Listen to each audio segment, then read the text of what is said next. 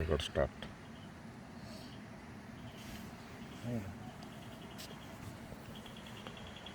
भारतीय संस्कृति सनातन संस्कृति है। विज्ञान की दृष्टि से यह संस्कृति अपने आप के अंदर बहुत ही ज़्यादा महत्वपूर्ण है। भारतीय वैज्ञानिकों ने सनातन संस्कृति को आधार बिंदु केंद्र बनाकर अपनी अनेकों प्रकार की खोजें हैं वो करनी प्रारंभ की।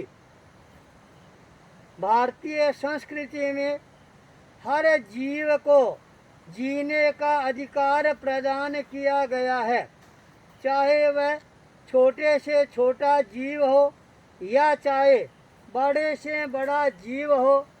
उनके भीतर में भी सुख और दुख है, इसकी संवेदना का अनुभव होता है। पहले माना जाता था पेड़ पौधों के अंदर जीव होता है, ये कहा जाता था, तो लोग भारतीय संस्कृति का पाश्चात्य संस्कृति है मखौल उड़ाना प्रारंभ कर देती थी।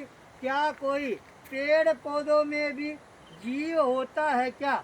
पर हमारे भारतीय वैज्ञानिक ने जब अपने वैज्ञानिक यंत्रों के माध्यम से खोज करनी प्रारंभ की और वो पेड़ के ले जाकर कुछ अपने आधुनिक उपकरण हैं वो स्थापित करते हैं और मन के अंदर ये कल्पना करती हैं इस पेड़ को मैं काट दूंगा, इस पेड़ को मैं जला दूंगा, इस पेड़ को मैं नेस्तानुबूद कर दूंगा। ये भावना लेकर जब वह पेड़ के पास में जाता है, अपने वैज्ञानिक उपकरणों के माध्यम से वह देख रहा है सारा पेड़ है थर थर थर थर कंपायमान हो रहा है। ज्योतिर्वसु ये देखकर आश्चर्यचकित रह गया, क्या पेड़ पौधों में इतनी ज़्यादा संवेदना होती है, हमारे विचारों का प्रभाव है, उससे वो कितने ज़्यादा प्रभावित होती हैं। तत्काल उन्होंने अपना नया स्टेप लिया और मन में भावना पैदा करना प्रारंभ किया, मैं पेड़ के पास में जाऊंगा, पेड़ को अपने हाथों से सिंचन करूंगा, पेड़ के पास में बैठकर उसके प्रति मंगल भावना है ये अभिव्यक्त करूंगा। एक क्षण के अंदर वैज्ञानिक उपकरण हैं सारे के सारे दृश्य को बदल देती हैं। जो पेड़ है हंसने लग जाता है, खिलने लग जाता है। ये दृश्य देखकर सनातन संस्कृति के वैज्ञानिकों ने इस बात को पुष्ट प्रमाण मानकर ये कह दिया, पृथ्वी में, पानी में, अग्नि में, हवा में, वनस्पति में भी संवेदन करने की क्षमता होती है।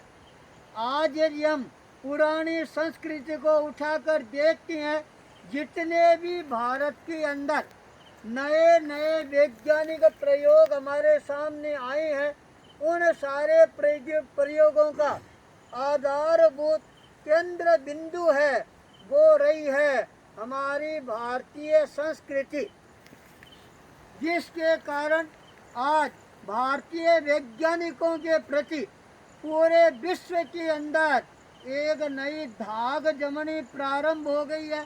भारतीय वैज्ञानिक जो कोई भी आविष्कार करेगा पहले निरीक्षण करेगा, परीक्षण करेगा, उसके बाद उसको इजहार करेगा। उसी भारतीय वैज्ञानिकों की जो कोई भी नई उपलब्धि होती है, आज पाश्चात्य वैज्ञानिक है उसको बहुत जल्दी खींचने का प्रयास करती हैं।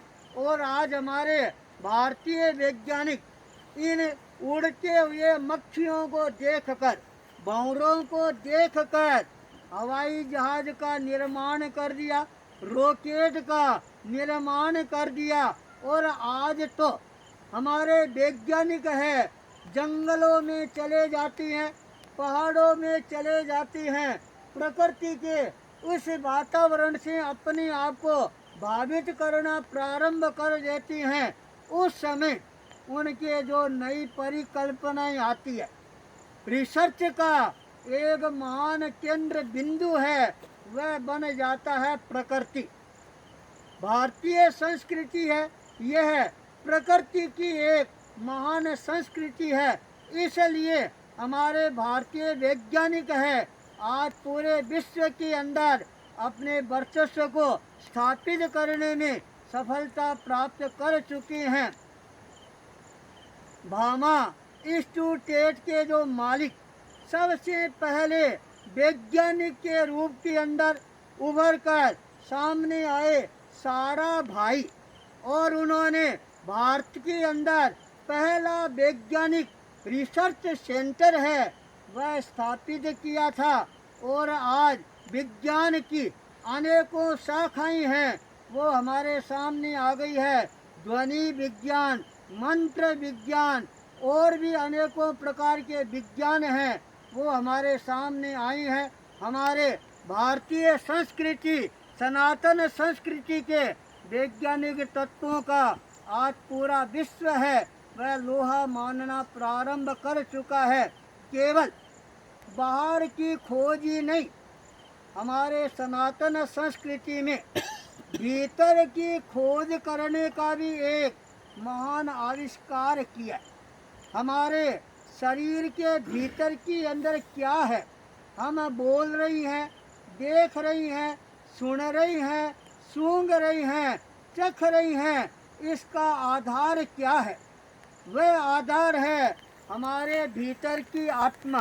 वैज्ञानिक जिसको आज ईथर के रूप में स्वीकार करती हैं, भीतर की चेतना का जब विश्लेषण करती हैं, जागरण होता है, तब बाहर का विज्ञान और भीतर का विज्ञान दोनों मिलकर एक नया आविष्कार है वह करना प्रारंभ कर देती हैं।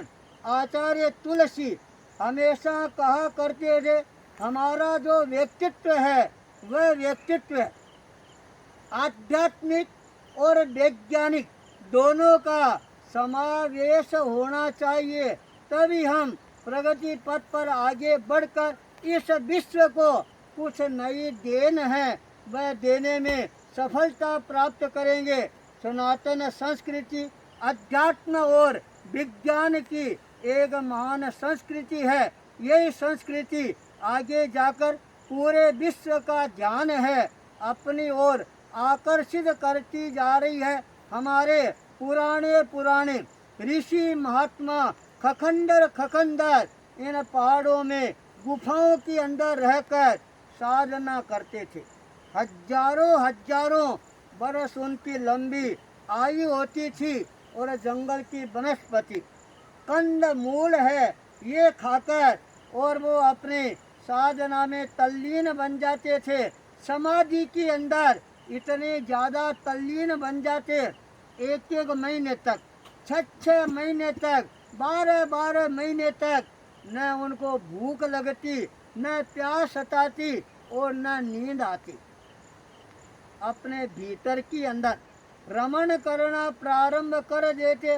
भीतर की चेतना के तार है प्रकंपित होने प्रारंभ हो जाते और जब नई ऊर्जा का संचार होना प्रारंभ होता तब आंतरिक ज्ञान है वह अपने आप प्रकट होना प्रारंभ हो जाता।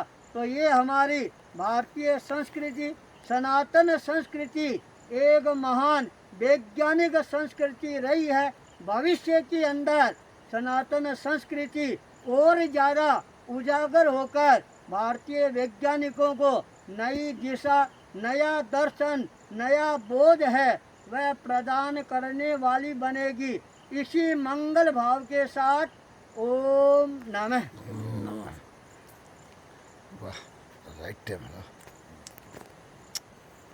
ठीक 10 मिनट हुआ। 3 मिनट बाकी 10 मिनट हो गया, पूरा 10 मिनट।